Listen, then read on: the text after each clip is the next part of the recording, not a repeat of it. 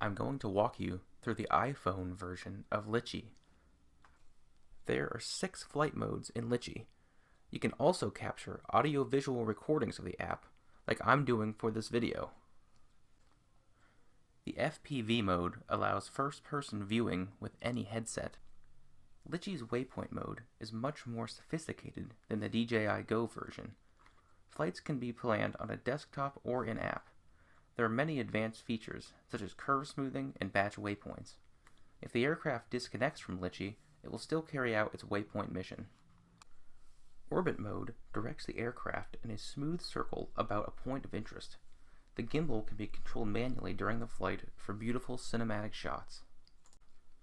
Pano mode automatically shoots perfectly spaced panoramic photos.